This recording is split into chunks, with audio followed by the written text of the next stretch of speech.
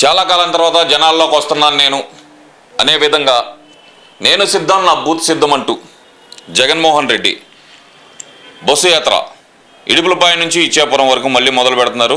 దీన్ని ఎలా చూడొచ్చు అంటారు? మొన్నటి వరకు చూస్తే బయటకు రావాలంటే సెక్యూరిటీ ప్రాబ్లం అన్నారు, పరదాలు అన్నారు. ఇప్పుడు చూస్తే అసలు ప్రాణాలకే ప్రమాదం అన్న మొన్నటి వరకు డీజీపీ గారు. మరి ఈ రోజు ఎలా చేస్తున్నారంటారు వీళ్ళు బస్సు యాత్ర? అంటే ఇప్పుడు ఎలక్షన్ స్టంటు. ఎలక్షన్లో జగన్మోహన్ రెడ్డి గారు ఇంట్లో కూర్చుంటే తప్పు. ఇంట్లో కూర్చుంటే ఒక్క సీటు కూడా రాదు, 175 కూటమికే వస్తాయి. దాంతో భయపడిపోయి ఇప్పుడు ఇడుపులపాయ నుంచి ఇచ్చాపురం వరకు బస్సు యాత్ర పెట్టాడు. ఈ బస్సుకి యాత్ర కోసం వెళ్తుంటే ఈ పోలీసులు ఎంత భద్రత కల్పిస్తాడో చూడండి. స్వయంగా భారతదేశ ప్రధానమంత్రి, ప్రపంచంలోనే ర్యాంకుల్లో 5వ స్థానం వచ్చినటువంటి ప్రధానమంత్రి మోడీ గారి సభకే ఈ పోలీస్ వ్యవస్థ అందరూ రెడ్లే.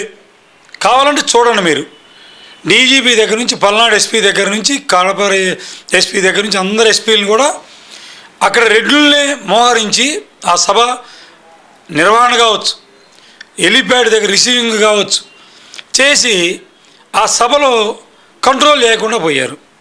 ఆ మైకు స్వయాన దేశ ప్రధానమంత్రి గారు మాట్లాడేటప్పుడు మైకులు పనిచేయాలంటే ఎవరు వైఫల్యం? రెండోది, ముఖ్యంగా ట్రాఫిక్ మళ్లించడంలో ఒక 15 రోజులు బట్టి జరుగుతూ ఉన్నాయి. బొప్పుడు దగ్గర సభని ట్రాఫిక్ను కూడా నియంత్రించలేని పరిస్థితుల్లో ఈ రాష్ట్రంలో పోలీస్ వ్యవస్థ ఉందా? సరే చూద్దాం. ఇదే వైఫల్యంగా ఉండాలిగా. ఎలక్షన్ కోడ్ వచ్చినాక పోలీసులు వైసీపీ తరఫున పనిచేయలేక చేయకూడదు కూడా, అందరిని సమానంగా చూడాలి. మరి బస్సు యాత్రకి వీళ్ళు ఏ విధంగా వీళ్ళు సెక్యూరిటీ కల్పిస్తారో చూడండి. ఇప్పటికే జగన్మోహన్ రెడ్డి గారు ఇంటికాడ నుంచి సెక్రటరీకి వెళ్తుంటే పరదాలు కట్టేవాళ్ళు జనానికి. జనం చూడకూడదు, ఏమైనా కేకలేసి అరుస్తారేమో రాజధాని ఉంచమని. ఎందుకంటే ఈ రాష్ట్రం మొత్తంలో వైఎస్ఆర్సీపీ నాయకులు తప్పితే ఎవరు కూడా జగన్మోహన్ రెడ్డి గారిని ఎదిరించలేరు, జగన్మోహన్ రెడ్డి గారికి ఎదురు మాట్లాడలేరు. మాట్లాడితే సిఐడి వాళ్ళు కేసులు తప్పితే రెండోది రాదు.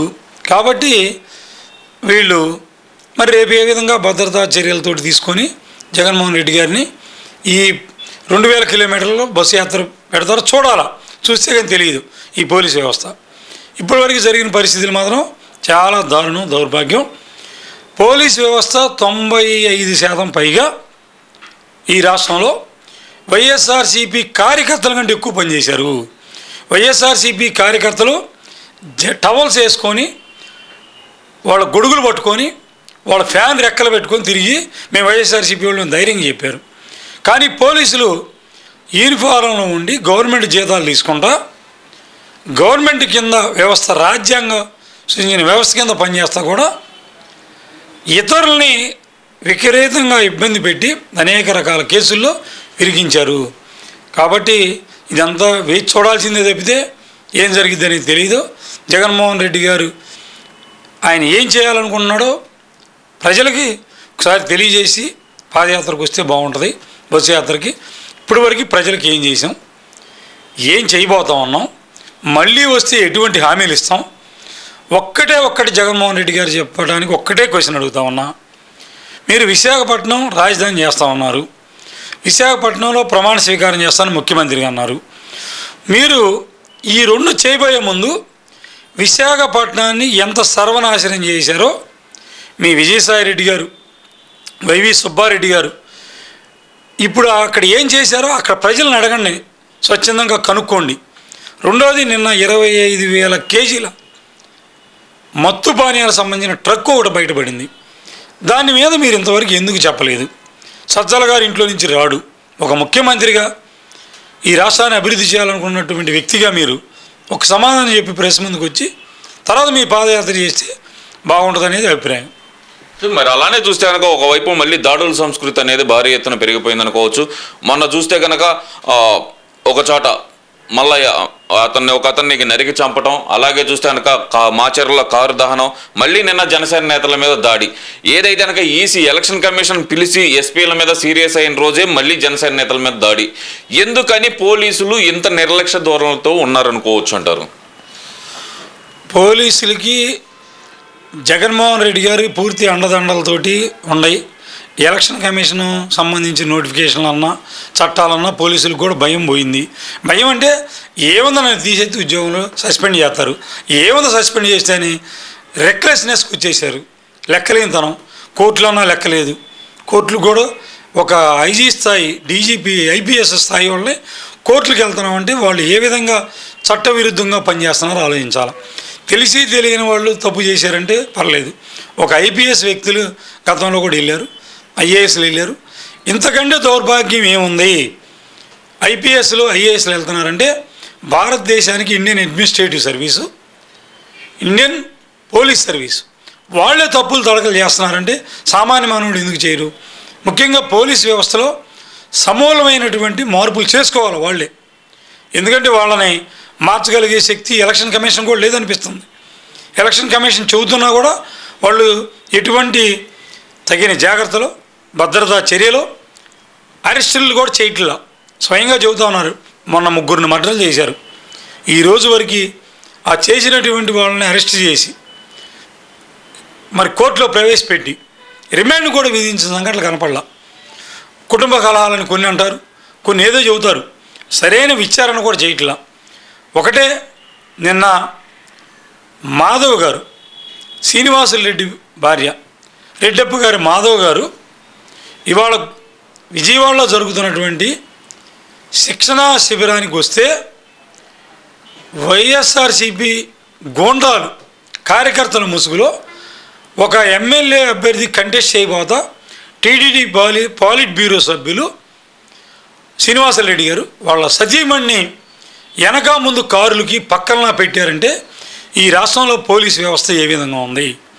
దాని మీద ఇప్పటికి 24 గంటలు గడిచినా ఈ డీజీపీ గారు ఏం చేస్తున్నాడు? తక్షణమే ఎలక్షన్ కమిషన్ వారు కావచ్చు, కేంద్ర హోంశాఖ మంత్రి గారు స్వయాన ఈ కూటమిలో ఒక భాగస్వామి ఆయన బీజేపీ పార్టీ, వాళ్ళు కూడా ఎందుకు చర్యలు తీసుకోవట్లేదని మేము బీజేపీ వాళ్ళని కూడా అడుగుతూ ఉన్నాం. హోంమంత్రి గారు దీని మీద సమీక్ష చేయాలా? ఆంధ్రప్రదేశ్లో పోలీస్ వ్యవస్థ ఏముంది? ఎందుకంటే చేయాల్సిన ఆవశ్యకత ఉంది. మీరు కూడా తెలుగుదేశం, జనసేన కలిపిన పార్టీలో మీరు కూడా ఉమ్మడిగా వెళ్తూ ఉన్నాం. కూటమిలో భాగం మీరు. రేపు బీజేపీ వాళ్ళని కూడా వైఎస్ఆర్సీపీ వాళ్ళు తరిమి కొడతారు. మీకు కూడా బాధ్యత ఉంది. మేము బీజేపీ వాళ్ళకి గుర్తు చేస్తూ ఉన్నాం. ఏదో ప్రెస్కి వచ్చి 4 మాటలు ఇవ్వడం కాదు. మీరు హోమ్ మినిస్టర్ గారిని కలిసి, కేంద్ర హోమ్ మినిస్టర్ గారిని ఈ రాష్ట్రంలో జరుగుతున్న అరాచకాల మీద మీరు కంప్లైంట్ చేసి కేంద్ర ప్రభుత్వం ఇక్కడ పోలీసు వ్యవస్థ మీద చర్యలు తీసుకునే విధంగా మీరు చేయాలా? బీజేపీ పాత్ర కూడా ముఖ్యమది. కాబట్టి మేము పురంధేశ్వరి గారు రాష్ట్ర అధ్యక్షులు, మిగిలిన సత్యకుమార్ గారు ప్రధాన కార్యదర్శి గారు, మిగిలిన బీజేపీ నాయకులను కూడా మేము కోరుతూ ఉన్నాం. మీరు భాగస్వాములు. టీడీపీ వాళ్ళని చంపితే మేమేదో నిమ్మక నీరు ఎత్తినట్టు ఉండకూడదు, జనసేనలో తంతుంటే నిమ్మక నీరు, మనందరం కలిపి ఒకే కుటుంబ సభ్యులు ఇవాళ మరి అందరం కలిసి పోరాడాలి. అంటే మీరు ఎందుకు మీ గురించి చెబుతున్నామంటే మీరు కేంద్రంలో ప్రభుత్వం అధికారంలోకి ఉన్నాం. రేపు 400 సీట్లు పైగా ఈ కూటమికి రావాలా. దాంట్లో మేము కూడా part and parcel TDP, Janasena, BJP కలిపే ఉమ్మడి ప్రణాళికతో ముందుకెళ్తున్నాం. మేము కనుక బీజేపీ వాళ్ళకి ఒక్క చిన్నది అయినా మేము ఊరుకోము. తెలుగుదేశం తరఫున పోరాడతాం, ఎంత దూరం అయినా వెళ్తాం. జనసేన వాళ్ళు మన ముగ్గురికి ఎవరే చిన్న జరిగిన ఒక కుటుంబ సభ్యుల్లాగా అనుకొని వెళ్ళాలి. ఇవాళ బీజేపీ వాళ్ళు చేయాల్సిన ప్రధానమైనటువంటి విషయం కేంద్ర ప్రభుత్వానికి వెళ్ళాలా. ఇక్కడ ఆంధ్రప్రదేశ్లో జరుగుతున్న వాటి మీద chief election commission, central election commission వారికి రాజీవ్ కుమార్ గారు కూడా ఒక నివేదిక ఇవ్వాలా. అట్లానే మీ హోమ్ మినిస్టర్ గారికి, అమిత్ షా గారికి కూడా చెప్పి ఈ రాష్ట్రంలో పరిస్థితులను చక్కబెట్టాల్సిన అవసరం ఉంది. మేము ఇప్పటికీ ఇస్తా ఉన్నాం. తెలుగుదేశం పార్టీ, జనసేన మేము అందరూ వెళ్ళి రిప్రజెంటేషన్ ఇస్తున్నా కూడా నిమ్మక నీరు ఎత్తినట్టుగా ఉన్నారు. కాబట్టి మీరు అధికారంలో ఉన్నారు కాబట్టి కేంద్ర ప్రభుత్వంలో తక్షణమే మీరు ఆ విధంగా పోవాలా. ఈ యొక్క వైసీపీ అరాచకాలను ముందు అరకట్టాల్సిన అవసరం ఉంది. ఇంకా రాబోయే కాలంలో ఎన్ని దాడులు చేస్తారో, ఏం చేస్తారో ఎప్పటి నుంచే మీరందరూ చర్యలు తీసుకొని వారిని అరికట్టాల్సిన బాధ్యత పోలీసు వ్యవస్థ మీద ఉంది. పోలీసులు నిష్పక్షపాతంగా పనిచేయాల్సిన అవసరం ఉంది. మీరు కూడా ఈ ఆంధ్రప్రదేశ్లో ఉన్నారు. ఇవాళ రేపు మాకు జరిగింది, రేపు మీకు కూడా జరిగింది. పోలీసులు అంటే కూడా పౌరులే. ఆ కాకి డ్రెస్ వేసుకున్నంత మాత్రాన జగన్మోహన్ రెడ్డి గారు మిమ్మల్ని వదిలిపెడతాడు అనుకోవద్దు. జగన్మోహన్ రెడ్డి గారు అవసరానికి వాడుకొని వదిలేసే రకం. ఎందుకంటే ఆయన చెప్పినటువంటి హామీలు చూస్తే గతంలో ఎన్ని హామీలు ఇచ్చాడో, ఏం చేశాడో ఒక్కసారి అని కావచ్చు, ఇంకోటి కావచ్చు, ఆయన చెప్పుకుండా పోతే ఎన్నో హామీలు ఇచ్చి అన్నిటిని దొంగలో దొక్కాడు. మళ్ళీ ప్రజల ముందుకు వచ్చి రకరకాల హామీలు, కొత్త హామీలు, జిమ్మిక్కులు ఎన్ని చేయబోతున్నాడో ఉన్నాడో ప్రజలందరూ కూడా గమనించాలా. గమనించి వైఎస్ఆర్సీపీని ఈ రాష్ట్రంలో నుంచి పారదోలితేనే రాష్ట్రం విముక్తయింది. నిజమైన స్వాతంత్రం తెచ్చుకున్న అవుతాను తెలియజేసుకుంటా ఉన్నాం. చివరిగా ఓ ప్రశ్న. 175కు 175 సీట్ల అభ్యర్థులను ప్రకటించిన తర్వాత కూడా జగన్మోహన్ రెడ్డి గారి మొహంలో ఎందుకని సంతోషం కనపట్టలేదంటారు? అంటే ప్రకటించినంత మాత్రాన గెలుస్తారని ఏమి లేదు. ఆయన ఇష్టానుసారం ఈ రోజుకి కూడా చిల్లూరుపేట అభ్యర్థి ఎవరు నిక్కచ్చిగా తేల్చలేదు. ఇప్పటికే 2 సార్లు మార్చడం జరిగింది. మరి ఎంపీని, గుంటూరు ఎంపీ 3 సార్లు కిందకి మీదకి వేశారు, మడత పెట్టారు, మడతప్ప తీశారు. 3 ఫ్యాన్లాగా 3 సార్లు గిరగిర తిప్పారు. మంగళగిరి కూడా 6 సార్లు తిప్పారు. అంటే ఒక రకమైనటువంటి మాటలేగానే అభద్రతా భావంలో గెలిపాడు జగన్మోహన్ రెడ్డి గారు. ఆయన ముఖంలో కళ్ళలేదు. ఎందుకంటే 100కి 1000% అంటే 10 రెట్లు ఈ రాష్ట్రంలో వైఎస్ఆర్సీపీ ఓడిపోతూ ఉంది. అంతవరకు గ్యారంటీ. జింబిక్కులు, దౌర్జన్యాలు, దహనకాండలు, దొంగ ఓట్లు ఎన్ని చేసినా కూడా ప్రజలు తిరగబడ్డారు. ఓటర్లు ఓటేసే రోజు బూత్తులోకి ఎంటర్ కాగానే వీళ్ళు ఎన్ని బెదిరింపులు చేసినా బయటే. బూత్తుల్లోకి వెళ్ళి సాహసం చేయలేరు. బూత్తులో కూడా తిరగబడితే 3 పార్టీ వాళ్ళు కూడా తిరగబడతారు, పోలీసులు కూడా తిరగబడతారు.